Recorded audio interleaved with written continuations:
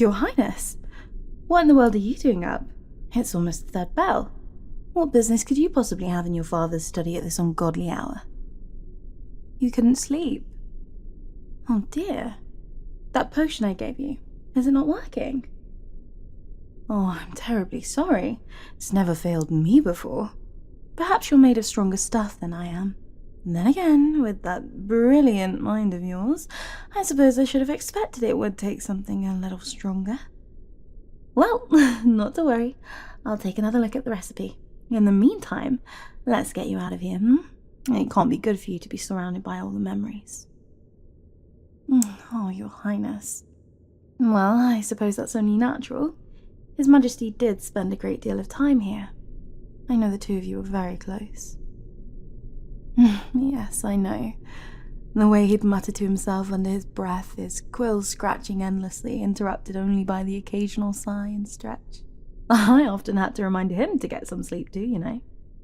He truly was a devoted ruler. The gods rest his soul.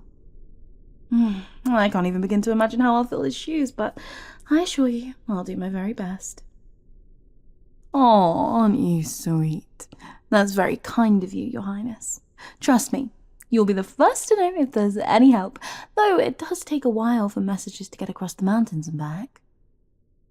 Huh? Oh, nothing at all. Don't worry your pretty little head about it. Now, let's get you back to bed, shall we?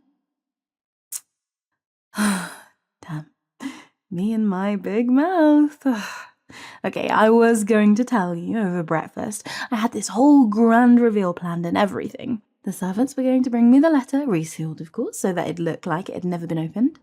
I was going to open it in front of you and read it silently, my gaze flickering over to you now and then, letting the suspense build till your curiosity just couldn't take it anymore, and you'd inevitably demand to know what it said.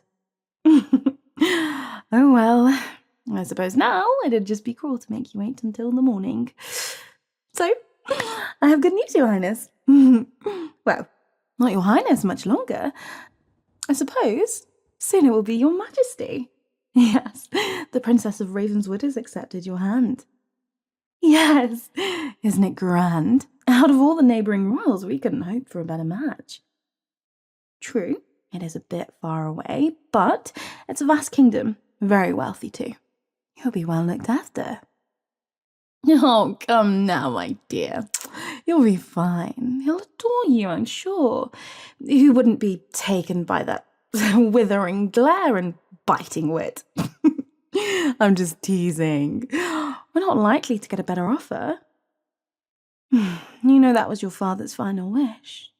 To see you settled somewhere, right? Well, of course it was. His will said so, and since he named me his successor, it's my duty to see his final wishes through. It's the least I can do for him. I know, Your Highness. I admit I was under that impression as well. We'd all assumed that you would be the one to succeed him. I can't pretend I know why he'd change his mind, particularly without telling you, but either way, even I can't alter a royal will. No use crying over spilt milk, as they say. Now, my dear, ruling a kingdom is no easy task, you know. Perhaps this is why he wanted you to be married. He just couldn't bear the thought of you being under the same sort of pressure that he was. It would be enough to make anybody crack. But once you're away from the palace, you'll be able to build a life of your own. Have a family. Find happiness. That's all he ever wanted for you. Yeah? At least give it a chance, won't you? For him. And if it doesn't turn out to be all rainbows and roses, well, you can always write to me. I'll always be here for you. Oh, dear. Don't cry, Your Highness. Please forgive me. Now, it really is awfully late. I may not know everything that went in on your father's mind, but I do know he wouldn't want you to be here all night, drowning in your sorrows. Yes, I know. I'll see you in the morning. I really must look into improving that potion for you. Can't have these sporting dark circles like that at your wedding now, can we?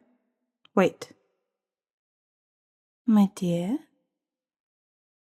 Do you happen to know why this is open? Strange. I can't imagine why he'd left it open. He was always so meticulous about his desk. A place for everything and everything in its place, as they say. Just a moment. What's that in your hand? Now, Your Highness, don't play games with me. I can clearly see you're hiding something. Why don't you show it to me? It's nothing, is it? And that's why you're suddenly avoiding my gaze? My, just look at you. As tense as a bowstring, eyes like a deer about to bolt. What's got you so...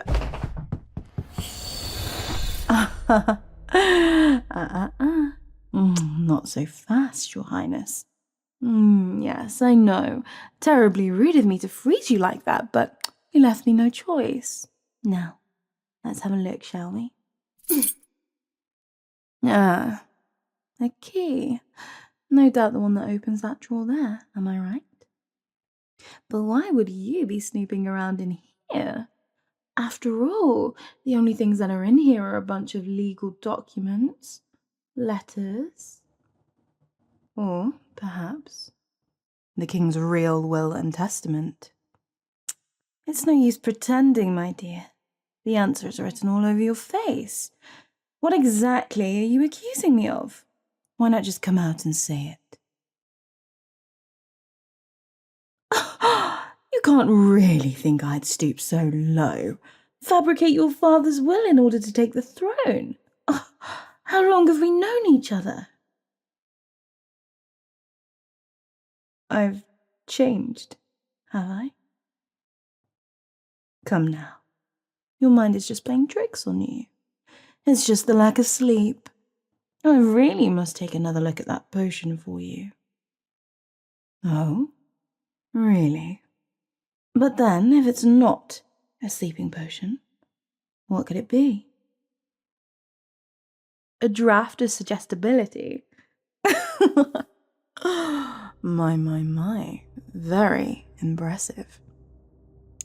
I guess there's no use hiding anything from you, is there? Well done, Your Highness. Still, I do wish you'd just kept talking, and then we could have avoided this whole mess. I think you already know, my dear. That mind of yours has always been frighteningly sharp. You would have made a wonderful ruler.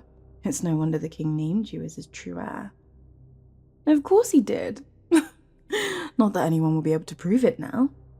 There might be a tiny piece or two left, but even the strongest mending spells won't work on a pile of ash. My. Such language. I suppose I deserve that, but on to the real issue. What am I going to do with you, my dear? I'd hate to have you running your mouth to the rest of the court. Not that anyone would believe you, but even so, I'd rather avoid any unnecessary complications. Perhaps some downtime in the dungeon will help you see sense. After all, you did just accuse your future ruler of treason. I'd say that warrants some time in the cell, wouldn't you? Don't struggle, my dear. What good will it do? Even if you manage to escape, you have no hope of accusing me without proof. If you're smart, you'll accept your fate and let me marry you off to that princess, what's her name? You'll still get a kingdom, just not this one. That sounds fair, doesn't it? But if you try and fight me, rest assured, I'll have no choice but to show you the true extent of my power. And I promise you, you've barely scratched the surface when it comes to my magic.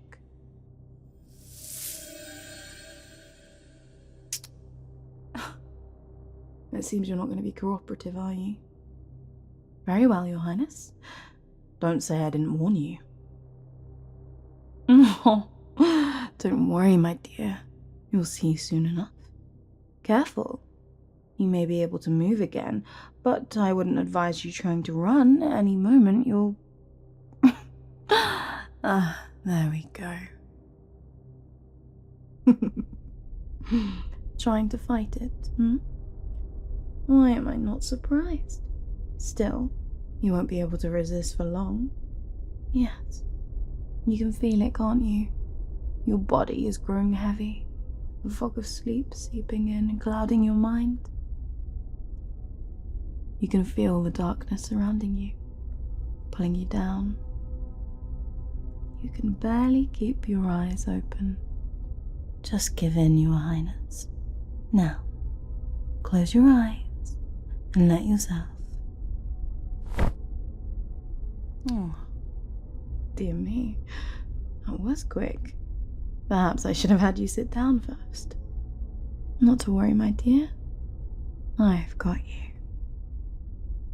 Shh. There now. No more fighting. Just sleep, Your Highness. Yes, sleep.